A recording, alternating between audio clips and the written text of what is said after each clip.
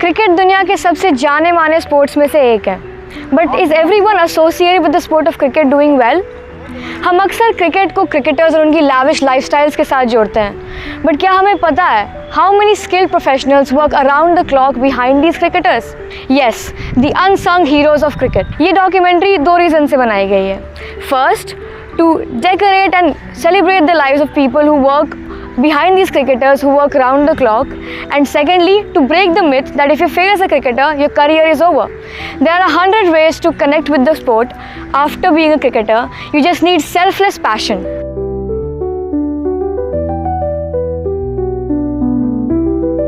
Malis, or what we call a groundsman, is a person who is responsible to ensure the wicket remains in shape, the grass remains perfect, and the overall conditions of the ground are kept match ready.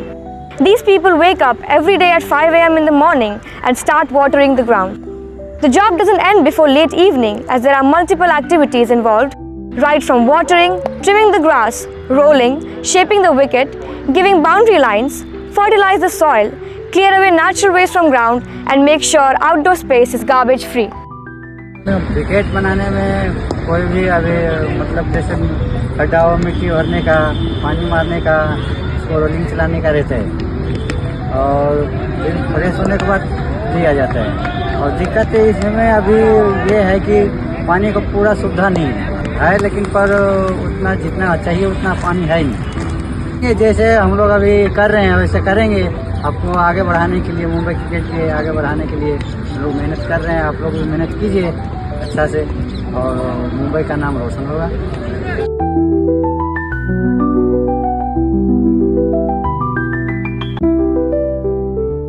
हम cricketers की fitness की दाद देते हैं, but कभी हमने ये सोचा है उन अंपायर्स के बारे में जो मैच के थ्रू आउट ग्राउंड पर खड़े रहते हैं और क्रिकेटर्स को वहाँ बस इनिंग्स के लिए जाना होता है? Umpires are those underrated workhorses who officiate with laser-sharp precision in any conditions and environment. Taking you now to Marcus Couto, a former BCCI umpire with tons of experience in Indian domestic cricket. Hi, this is Marcus Couto. I'm a BCCI umpire for the last 27 years. I'm also on the panel of Mumbai Cricket Association as an observer now. Earlier, I did umpiring for them for last 42 years.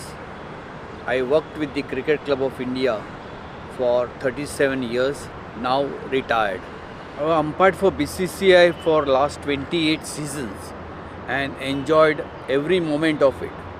Then also I enjoyed similarly at Mumbai for the last 42 years and still keep on enjoying as an observer for the last 3 years. Fitness बहुत important होता है आजकल umpiring में।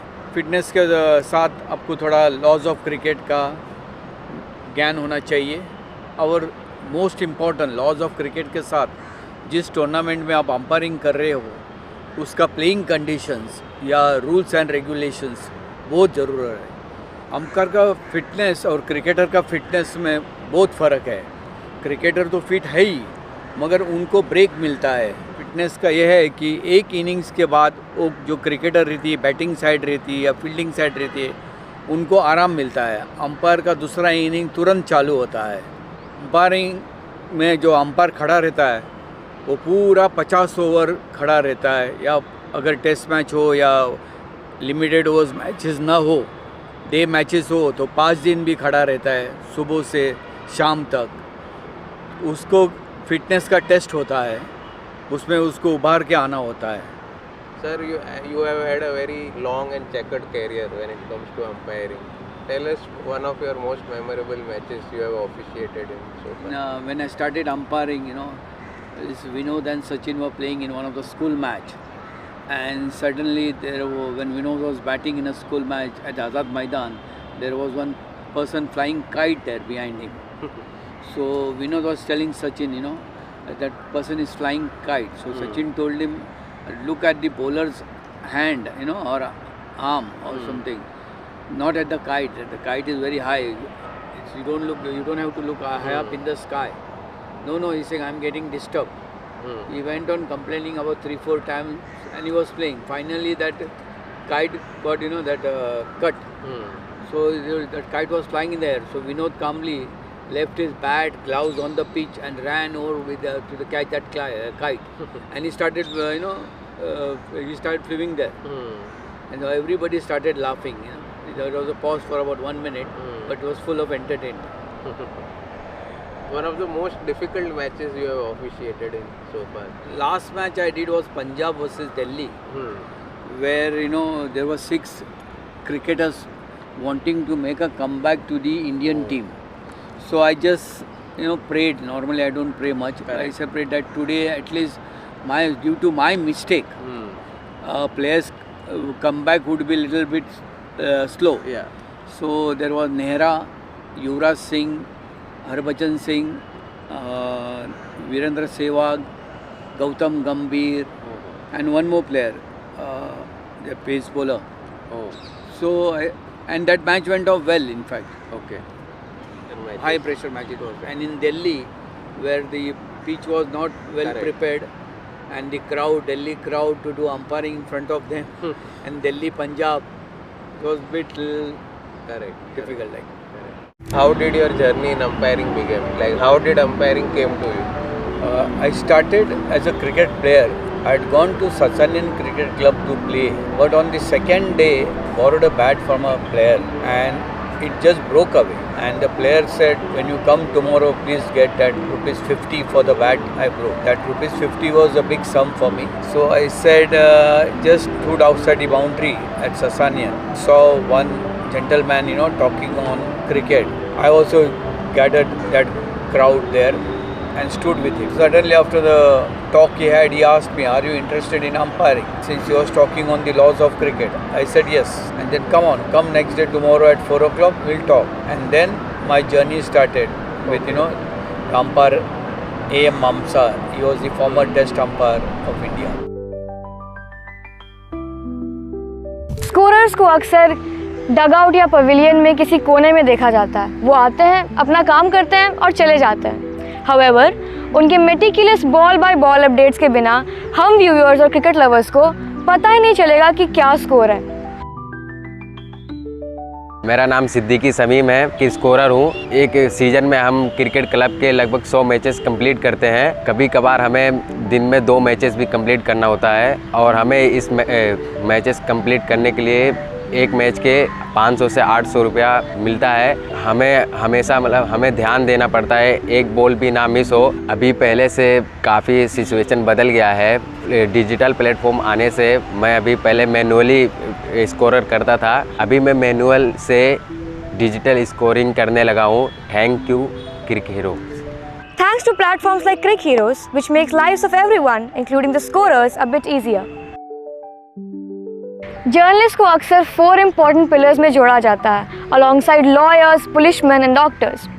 उनकी job सबसे ज़्यादा मुश्किल but satisfying होती है. They have the power to change the world and its perception of society. We take you to the journeys of 2 of the revered cricket journalists in Mumbai, Taus Rizvi and Hanil Shah, who will share their experience and represent the cricket journalist community of India. मैंने grass root journalism आज से 12 साल पहले start किया था, जब ये किसी को पता भी नहीं था. इनफैक्ट आज की तारीख में भी जब हम काफ़ी लोगों को पता नहीं होता कि ये एग्जैक्टली हम करते क्या है. सो बेसिकली हम क्लब क्रिकेट और डोमेस्टिक क्रिकेट कवर करते हैं. हम जैसे जर्नलिस्ट और रिपोर्टर्स हम ग्राउंड्स पे जाते हैं, मैन्युअली सब स्कोर शीट्स ट्रैक करते हैं. जो अच्छा परफॉर्मेंसेस होता है वो प्लेयर्स को हम प्रमोट करते हैं अलग अलग माध्यम से, न्यूज़ आर्टिकल से, वीडियो इंटरव्यूज़ से.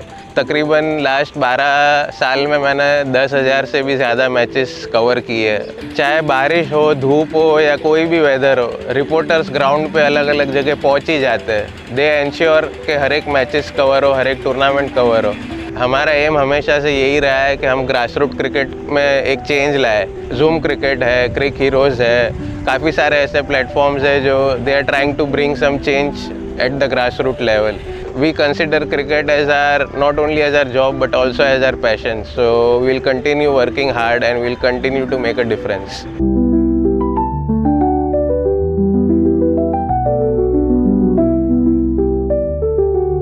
हेलो, मेरा नाम है ताउस रिजवी. मैं एक सीनियर स्पोर्ट्स जर्नलिस्ट हूँ. मुंबई में क्रिकेट जर्नलिस्ट प्रिसाइज लेकर कहेंगे 20 साल के कवर कर रहा हूँ मैं grass root cricket and it's been बहुत ज़बरदस्त एक्सपीरियंस रहा है मेरा अभी तक।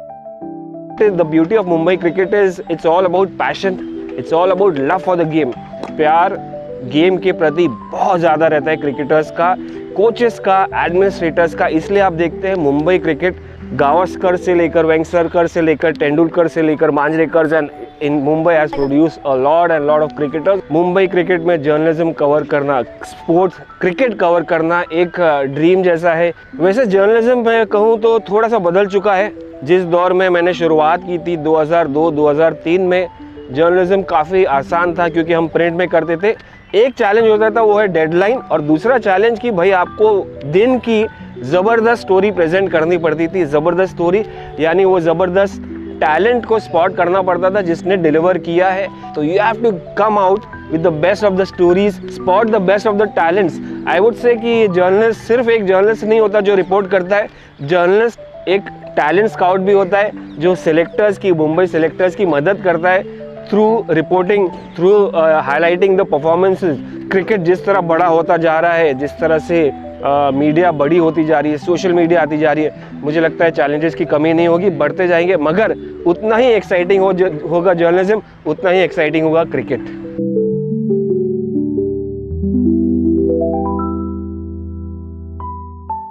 Hello everyone, this is Ankit Tivrekar here. I am a specialized fast bowling coach and a strength and conditioning coach. So I started working in cricket in 2018. मैंने ये चीज़ observe किया कि फास्ट बॉलिंग में 3 तरह के कैंप है। Camp number 1 ये believe करता है कि नेट में अगर आप 1 घंटा 10, 15, 20 ओवर अगर डालते हो तो आपका फास्ट बॉलिंग टेक्निक और आप बेटर फास्ट बॉलर बनते हो। कैंप 2 ये बिलीव करता है कि जिम में जाने से, मसल्स पुट ऑन करने से, ज़्यादा पावर बढ़ाने से आप इवेंचुअली बेटर फास्ट बॉलर बनोगे, आपका टेक्निक, आपका स्पीड सब बढ़ेगा। थर्ड फास्ट बॉलिंग कैंप ये बिलीव करता है कि एक पर्टिकुलर टेक्निक सब बॉलर्स के लिए अप्लाई करती है। It doesn't take into regards your body type, your natural unique traits. So that led me to becoming a fast bowling specialised coach. So fast forward to 2021, that is the era after the COVID lockdown. So तभी मैंने और fast bowlers के साथ काम करना शुरू किया। Okay, to name one thing that I observed was what fast bowling needed was a mix of technique, mechanics and physical training। मैं जब भी फास्ट बॉलर्स के साथ काम कर रहा था 2 तरीके के फ्लॉज में नोटिस कर रहा था। एक है हार्डवेयर फ्लॉ, दूसरा है software flaw. Hardware flaw is more related and more concerned with the physical development. Software flaw has more to do with motor learning, मतलब आपका मसल मेमोरी, आपका ब्रेन, आप किस तरह से सीखते हो और किस तरह से प्रॉब्लम को सॉल्व करते हो। अगर आपके गाड़ी का एक साइड के टायर्स फ्लैट है, the car will naturally lean towards the flatter side. वही गाड़ी को बार बार यूज़ करके बार बार 1 किलोमीटर, 10 किलोमीटर, 100 किलोमीटर चला के प्रॉब्लम सॉल्व नहीं होने वाला। We have to address the root cause. So when it comes to development, first thing that we do is an assessment. कौन सी चीज़ें हैं जो पीछे खींच के रख रही है, and once you identify that, आप क्या करते हो, वो चीज़ पे इंडिविजुअली वर्क करने का शुरुआत करते हो। कोई भी फास्ट बॉलिंग फ्लॉ का सोल्यूशन निकालने की कोशिश करते हो, you have to keep couple of things in mind. Number 1, वो चीज़ रिपीटेबल होनी चाहिए। नंबर 2, फास्ट बॉलर के बॉडी के लिए वो चीज़ कॉम्प्लीमेंट्री होनी चाहिए। Number 3, he should be able to deliver it under pressure. To give you a simple example and sum this up, you can change the type of car you have without changing the engine, okay, which is the physical and athletic part. You cannot change the output. When it comes to physical training, it's not just about enhancing your performance, but also mitigating the risk. The key here is avoiding injuries and being able to deliver higher outputs throughout the season. So जब भी अपन performance enhancement की बात करते हैं, okay, सभी को क्या लगता है, it's just about speed, it's just about power, it's just about endurance, but it is much more than that. To become a complete athlete, to become a complete cricketer, okay, and आपको अगर आपका पूरा potential tap in करना है, it's immense important, specially during the off season, that you develop the key biomotor abilities and make sure that you maintain those abilities throughout the season so you can stay away from injuries। और तो आप जब injury आपको आती है, आपका strength and conditioning अच्छा है, फाउंडेशन अच्छा है, तो इंजर्ड होके भी आप कमबैक अच्छा कर पाओगे। So what I feel is strength and conditioning is key when it comes to development of cricketers.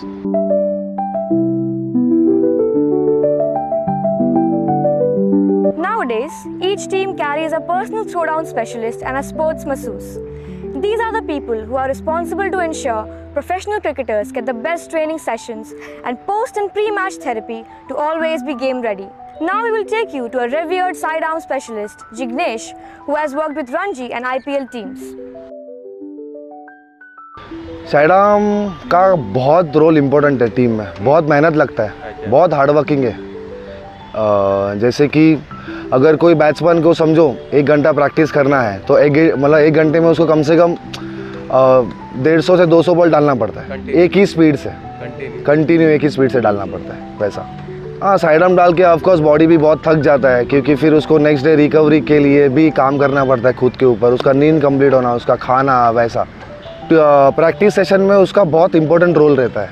जैसे बैट्समैन को शॉर्ट बॉल खेलना है तो इसको नीचे करके शॉर्ट बॉल डाल सकते हैं अपन, वैसे ही इसको बीच में रख के लेंथ बॉल भी डाल सकते हैं, फिर इसको उल्टा करके स्लोवर भी डाल सकते हैं, फिर इसको थोड़ा पीछे करके यॉर्कर लेंथ भी डाल सकते हैं। जैसे बैट्समैन को वाइड यॉर्कर खेलना है, जैसे प्रेशर सिचुएशन है, लास्ट ओवर गेम है, तो वो यॉर्कर खेलेगा, तो उसको वाइड यॉर्कर भी तुमको डालने को आना चाहिए। ऐसा जो बैट्समैन बोलता है उसको वैसा डालने को आना चाहिए, वैसा स्पीड वेरी करने आना चाहिए उसको वैसा। मतलब साइडाम स्पेशलिस्ट ये है कि टीम में बहुत काम करता है, लोगों को दिखता नहीं है लेकिन बहुत काम करता है, बहुत मेहनत करता है वो।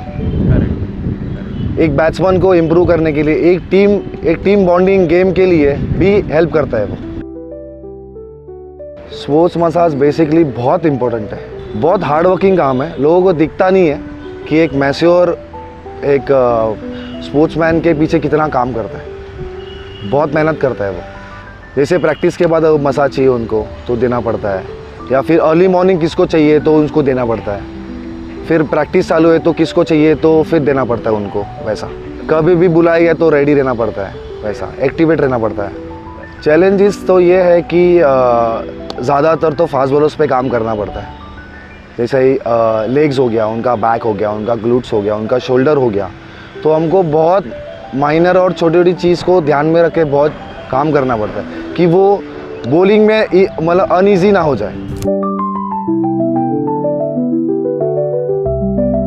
Now, we take you through the life of a pitch curator, a man whose hands hold the magic to make the most amazing pitches, a man who plays the most underrated role in deciding how a particular match will turn out. Through our colleague Bianca, we take you to Mr. Nadeem Memon, one of India's most respected and most loved pitch curators. I can have a feeling of the ground. I can tell you which wicket is good to bat, bowl, or good to क्या बोलते हैं अखाड़ा। Curator work is always, I tell you, तुमको जो बोलता हूँ ये thankless job है। अच्छा किया तो कोई बोलता नहीं कि तुमने अच्छा किया, बुरा किया तो 10 गाली देती। Started my pitch preparing in the year 95-96. I started with Dilip Venkateswar Academy, MIG Cricket Club, Goregaon Sports Club, and then Khadim Khana. I've gone, and then more than I have 50 plus here grounds. So Bombay Gymkhana, CCI, all these things grounds I've been done it, and then Hindu Gymkhana, Islam Gymkhana, Parsi Gymkhana, Police Gym, all this I've done. So I got the person. So the thing is, I can tell you, मैं कल इतने ही बोलता था कि जो experience है ना, ये इतने सालों का एक्सपीरियंस। 99 में मैं फर्स्ट टाइम वानखेड़े स्टेडियम में पिच के लिए आया था, जब साउथ अफ्रीका वर्सेस ऑस्ट्रेलिया का, साउथ अफ्रीका वर्सेस इंडिया, फिर उसके बाद 2001 में Australia versus India. So both the matches India loss because we got good wicket, bouncy wicket. I think Wasim Jaffer debuted in 99. Correct, sir. And Lakshman is to open. They were only standing for 25 overs. Just ball going like that. So definitely I became brilliant. Kapil Dev was the manager. He said, manager match will be given to Nadeem Memon. That's what Kapil Dev told me. I said, okay, thank you very much. Because what happened, I believe in good sporting wicket, where we will learn that you have to always give sporting wicket. Yes. So equal balance के हाँ गेंदबाजी में भी और बल्लेबाजी में. Sachin got that at my 97. Yes. Okay. Then again that line started, then South Africa came. Then Alan Donald, Callis, then Anthony Croney, and this. And again Sachin got 90 runs. So the thing is that what happened, a good batsman can bat, a good bowler can take wickets. Absolutely. They're very simple things. They always you prepare good resulted wicket where we can get result. And you won't believe so many cricketers those days. I'm talking about 2000 starting. They should say we should not go for a low also. Because why?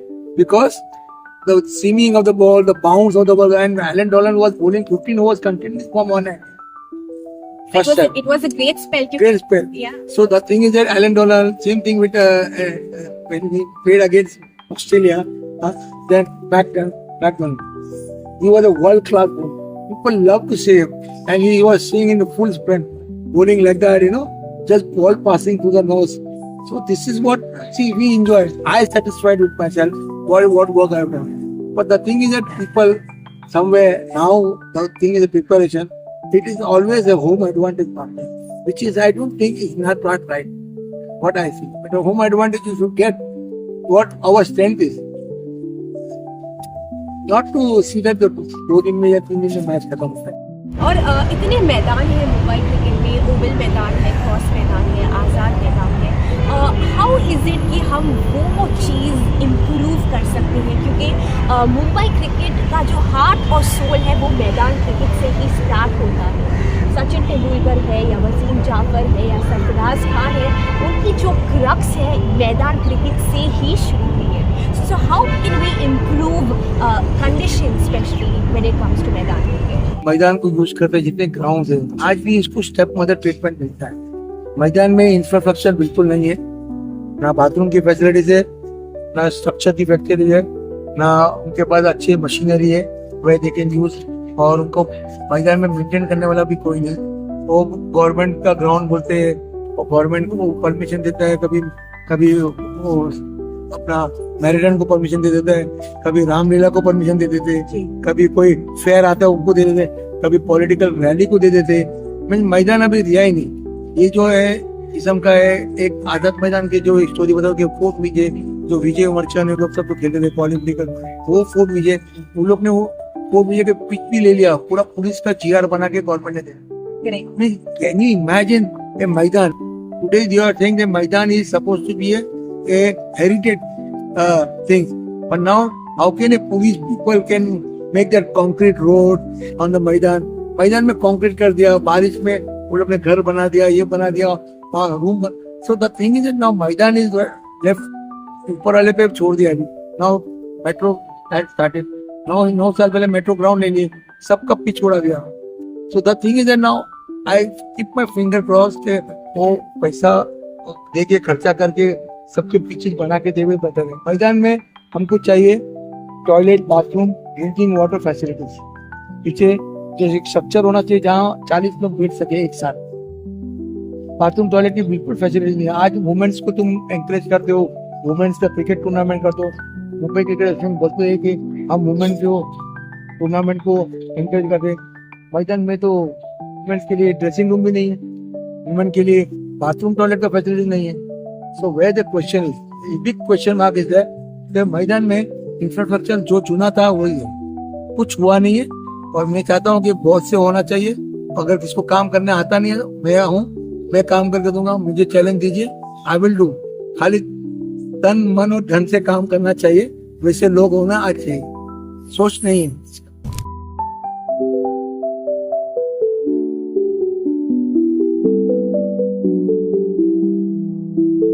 First of all, you need to have patience of watching all the games. Sitting in one place for about 6 hours and watching the game and just getting up during only the break times. So there's a thin line between a coach and an analyst. The analyst provides the data to the coach and the captain, and they decide what has to be done. Within a nutshell is basically all the numbers games that people do, where they have back-end team doing them for an IPL team or an Indian team. There would be hundreds of 15-20 people doing it. For the state team, there's only one person doing everything. We create different capsules of bowlers and batters, show it to the players to make strategies for an opposition. Maybe opposition batter, how a pacer or a spinner would get a particular batsman out. What would be the field set? What would be the bowling to be done at the start of his inning, or maybe after his set, what would be the field set and the bowling to be done in the middle. Basically, there are 14-15 factors, per ball to be captured. Take on the videos of a bowler, batter from front angle, side angle, to see what is the strong zone of a batter, what is the weak zone of a batter or the bowler. Would mean where the ball pitch, what was the bowler type, like it was an outswing, in swing, whatever that was. What was the stroke of the batsman, where the ball went, the wagon wheel, how many runs were scored. What did the fielder do? Did he pick up? Did he overthrow? Did he pick up from one hand? Did he have a direct hit? Was there a dismissal? Was there an appeal? All these factors are taken during a live game. A lot of data is required by the player, the coach, or the captain. Maybe you see a bowler and then a player comes to me and asks me, what are the variation of this bowler? Does he bowl an off cutter, leg cutter? During the death, he goes for a yorker. What does he go? What is his go-to ball? Or maybe a batter, what is his goal? Release shot, maybe over the covers or a slog. What would be the release shot for a batsman? That is what is provided in game. The videos, the data, and the stats, the mathematics make it simpler so that a coach or a captain understands it, and making the right points available at the right time is something what an analyst does. अब हम coaches के बारे में बात करते हैं, जो एक क्रिकेटर के लिए एक पेरेंट की तरह होते हैं। उनका सबसे बड़ा हाथ होता है उन्हें एक अच्छा एथलीट बनाने में, और एक अच्छा एथलीट ही नहीं, एक अच्छा इंसान भी। हम अक्सर बड़े बड़े क्रिकेटर्स के बारे में बात करते हैं, सचिन, कोहली, तेंदुलकर, पर क्या हमें पता है उन्हें कोच किसने किया था? Yes, that is the whole purpose of this film, to highlight the unsung heroes of cricket. कितने पड़ाव होते हैं इंडिया तक पहुंचने के पहले, कितने पड़ाव पार करने पड़ते हैं, वो आप थोड़ा सिंप्लीफाइड वे में समझाइए। देखिए, मैंने 5 स्टेजेस मेरे कोचिंग कोर्स में, मैं कोचिंग कोर्स में निकला रहा हूँ, beginner, regular, advance, elite and pro. 5 stages होते हैं इंडिया के लिए। बिगिनर मतलब जो कोई शुरू किया है, रेगुलर मतलब जिसको बेसिक्स थोड़ा आता है, नेट्स में खेल रहा है, एडवांस मतलब जो मैचेस खेल रहा है, इलाइट मतलब जो स्टेट खेल रहा है, तो मतलब जो सीनियर स्टेट खेल रहा है। ये 5 स्टेजेस हैं। अब अगर किसी को इंडिया के लिए खेलना है तो बहुत लंबी जर्नी है। सबसे पहले तो अगर आपको कंट्री के लिए खेलना है तो आपको अपने स्टेट का पहले बेस्ट प्लेयर बनना पड़ेगा। फिर अगर आप स्टेट के बेस्ट प्लेयर होगे तब कहीं जाके आपको नेशनल इस पे आएंगे। तो अगर मैं आपको अगर नाम वाइज बताऊं, अगर मुंबई से बताऊं, तो अगर आप मुंबई में हो तो पहले आपको कोई क्लब में प्रैक्टिस करना पड़ेगा, अकेडमी में, लोअर डिवीजन, जस्ट कोई भी अकेडमी। शुरुआत तो एकदम लोअर से स्टार्ट, कहीं प्रैक्टिस करनी पड़ेगी। फिर आपको अंडर 14 के जो सिलेक्शन मैचेस होते हैं, हैरिसशील्ड, गाइडशील्ड में परफॉर्म करोगे तो भी होते हैं। फिर एमसीए के कैंप्स होते हैं, क्लब क्रिकेट होता है, उसमें परफॉर्म करोगे तो 14 में जाओगे। फिर उसके बाद अगेन 16 के लिए स्कूल क्रिकेट है, ये कैंप्स है, क्लब क्रिकेट है, वहाँ से आप 16 खेलोगे मुंबई। बिल्कुल। फिर सेम अंडर 19 के लिए। फिर जब आप 16-19 में अच्छे प्लेयर्स होते हैं, इसलिए upper division, A division, B division, time shield खेलते हो। फिर टाइम शील्ड खेलोगे और अंडर 19 वगैरह में स्टेट में अगर परफॉर्म करोगे तो then you will go to the Ranji system, correct, NCA जाओगे। और अगर अंडर 19 पे परफॉर्म करोगे, लाइक कूच बिहार ट्रॉफी है या विनू मुंडा ट्रॉफी है, उसमें अगर परफॉर्म करोगे तो इंडिया अंडर 19 के लिए बुलाए जाओगे। उसके बाद वहाँ से फिर रणजी का रास्ता खुलता है। फिर अगर रणजी ट्रॉफी में अगर आप परफॉर्म करते हो तो then you get IPL talent scouting, IPL, Deodhar trophy, Duleep trophy, and that's we go to the India. But ये सब जितना सुनने में आसान है इतना है नहीं। जैसे हम पढ़ाई में फर्स्ट, सेकंड, थर्ड स्टैंडर्ड करते हैं 10वीं तक, वैसे इंडिया के लिए भी 8 से 9 पड़ाव है पहुंचने के लिए ऑलमोस्ट। और सिर्फ पड़ाव ही नहीं है, इसमें से ऐसे बहुत सारे ऐसे चालू करते धीरे धीरे जो गली है ना, बहुत ही नैरो हो जाए। और नैरो गली के साथ साथ यहाँ वाला बंदा भी फ्लॉप होना चाहिए। जैसे आप रणजी ट्रॉफी की टीम में जा रहे हो तो अगर आप ओपनिंग बैट्समैन और आप बहुत अच्छा परफॉर्म कर रहे हो और ओपनर पहला और 3 नंबर वाला बहुत अच्छा खेल रहे हो, तो आपको चांस नहीं मिलेगा। सक्सेस और डिपेंडेंट कभी कभी कोई फेल होता है और कोई पास होता है, लाइक दैट। बिल्कुल। और क्रिकेट में ना बहुत सारे मिरेकल्स भी होते हैं, तो हर एक किसी को ये कोशिश करना चाहिए, जैसे मैंने स्टार्ट में बोला कि पहली जो इम्पोर्टेंट चीज है ना, क्रिकेट खेल रहे हो तो आप क्रिकेट को प्यार करो, you love the game, you work hard, and just अपने आप को ये बोलना है कि मुझे इस स्टेट का सबसे बेहतर प्लेयर बनना है, उसके बाद मुझे इस कंट्री का बेहतर प्लेयर बनना है। फिर सिलेक्शन और रिजेक्शन के बारे में नहीं पढ़ना है। मेरा बहुत एक सिंपल सा लाइन है, never ever play for selection, play for passion. अगर आप मेहनत करोगे, राइट जगह पे रहोगे, तो आप जरूर आगे जाओगे। और उसमें एक चीज ऐड करूंगा कि एक ही चीज बहुत इंपॉर्टेंट है कि आप जहां पे भी मेहनत कर रहे हैं वो जगह सही होनी चाहिए। सिर्फ बोलते हैं ना कि हीरे की परत सिर्फ जौहरी को होती है, तो बहुत बार ऐसा होता है कि बहुत सारे अच्छे टैलेंट्स होते हैं तो सही जगह पे नहीं करते हैं प्रैक्टिस, या सही जगह नहीं पहुंच पाते, और उनके अंदर बहुत कुछ होने के बाद भी वो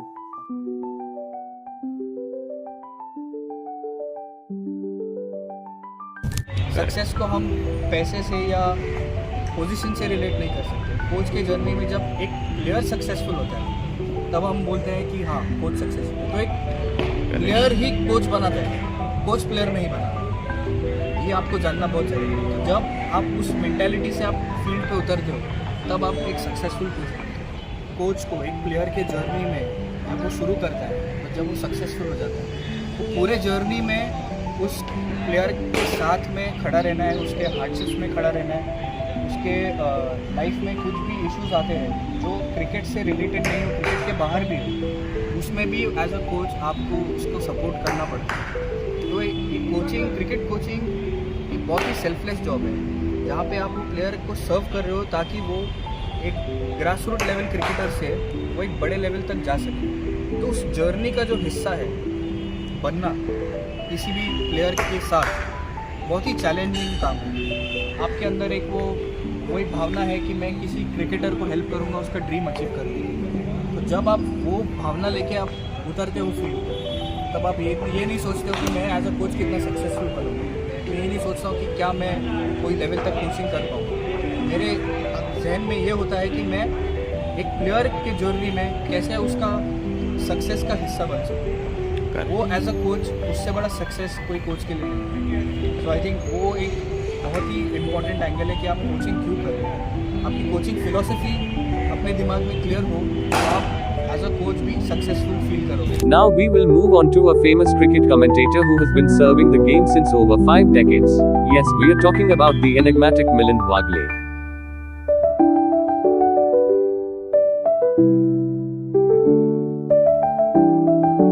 नमस्कार और जय हिंद।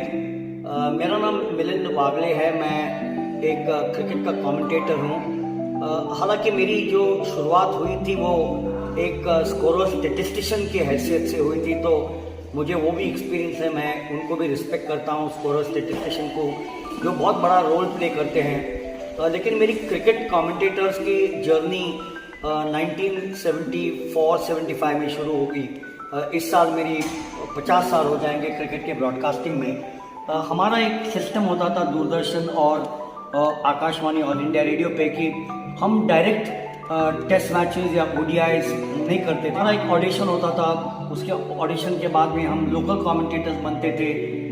उसके बाद में हमको जोनल पैनल पे, रीजनल पैनल पे, नेशनल और फिर इंटरनेशनल पैनल पे आते थे। तो मेरी जो शुरुआत जैसे मैंने कहा 74-75 में हुई क्रिकेट की। मैंने Vijay Merchant single wicket cricket competition की जो बहुत ही बड़ी टूर्नामेंट होती थी single wicket, PJ Hindu Gymkhana पे वो खेला जाता था, वहाँ पर मैंने कमेंट्री की। और वो मुझे एक प्लेटफॉर्म मिला टेस्ट मैचेस की कमेंट्री करने के लिए, जो मैंने 1984-85 सीजन में मेरी फर्स्ट टेस्ट मैच की कमेंट्री की, इंडिया वर्सेस इंग्लैंड।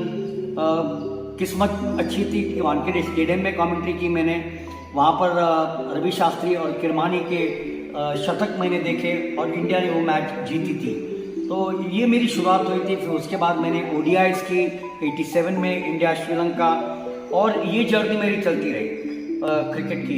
इवन 52 या 53 टेस्ट मैचेस की कमेंट्री की, लगभग 100+ ओडीआईज की कमेंट्री की, और करीबन 100+ T20s की कमेंट्री की।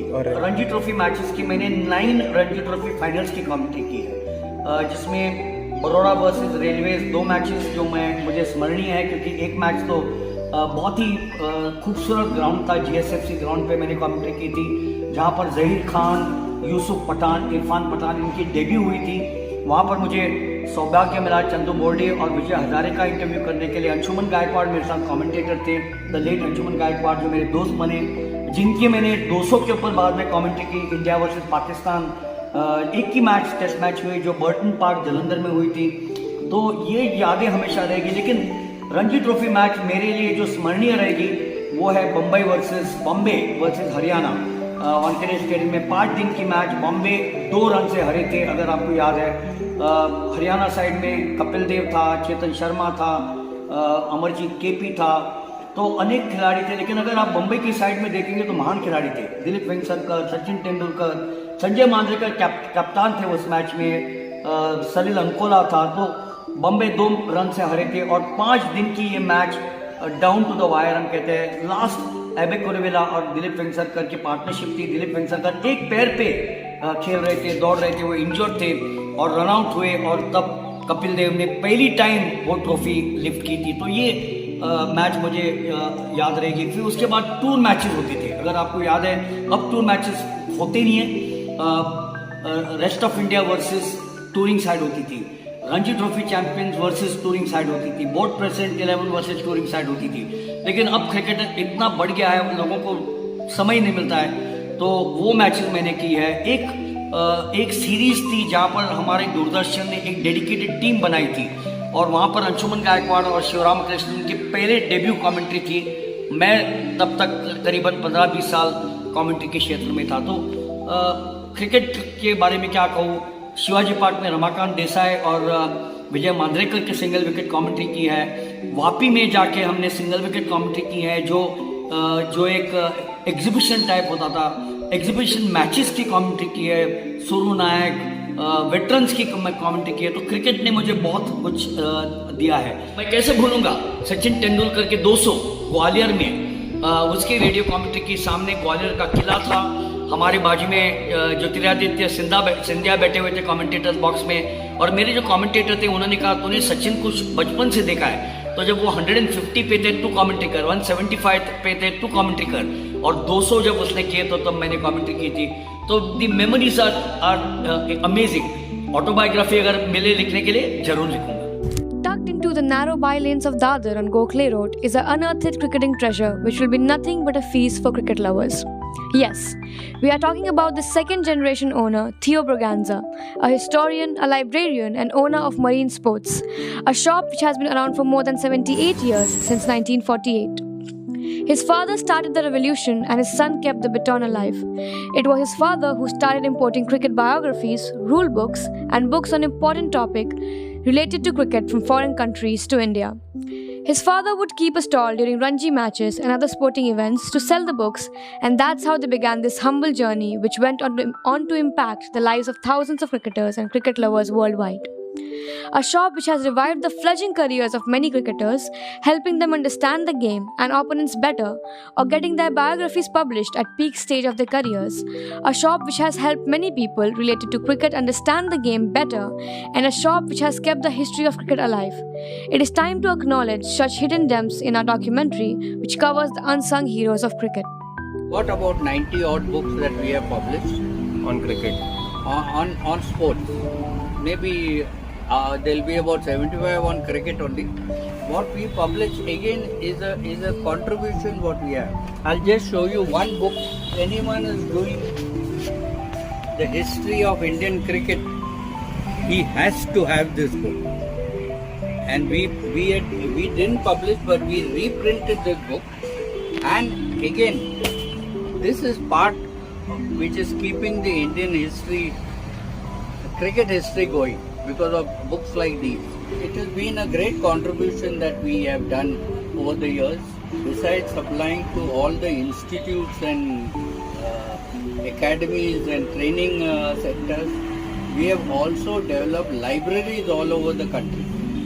Old time mein, people like Vijay Merchant, people like Anandji Dosa, people like Vasant Raiji, Sudhir Vaidya, they were regular customers at वो टाइम जमाने में विजय मर्चेंट आता था तो सब लोग देते हैं विजय मर्चेंट अंकल के पास आ गया तो वो लोग सब जमा होता था नीचे तो हम लोग सेकेंड फ्लोर पे था तो सब जमा होता था तो ऐसा चालू हो गया we had already spread out all over the country and that time we were the only, even today we are the only bookseller in the country. So people like Sunil Gavaskar, who was very fond of reading.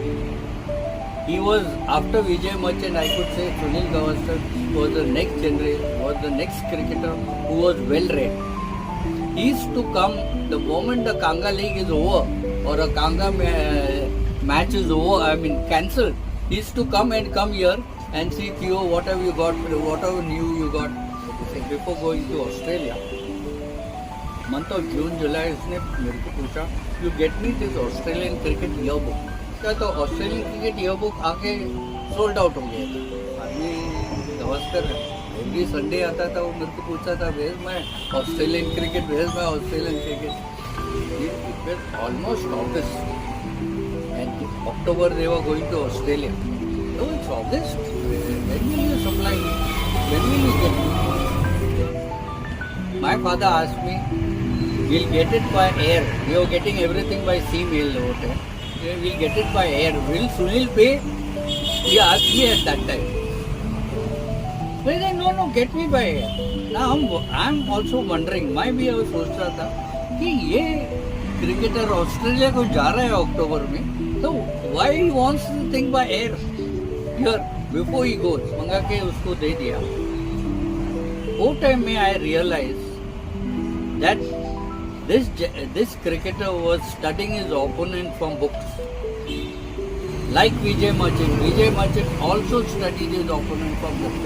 Because there were no visual this thing. Even television was not there at that time. I mean, Doordarshan was not there. So he was studying his opponent from books. And then I knew that what I'm doing. I thought people are buying books, they'll read and then they'll think. But then I realized that I'm contributing to the sport.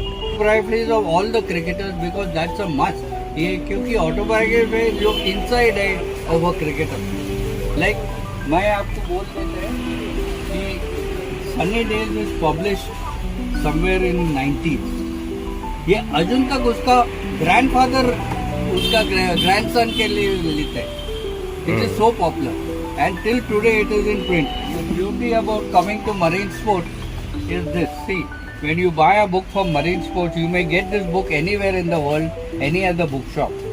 But here it is signed by Vishwanath. This is the beauty of coming to me. You will get autographed copies. Autobiographies like, see, Yuvraj Singh is here, Kevin Peterson is here, Saurav Ganguly is there. So there are a lot. Ponting is there. Ponting. Gavaskar biographies and autobiographies, ये पूरा section है. Lara. Ashwin and Lara. Ode is there. Madhav Apte is there. Amazing. Like Clive Lloyd. You won't get this book anywhere. Correct. Shane Warne, Glenn McGrath, Wasim Akram. Chappell है. Correct.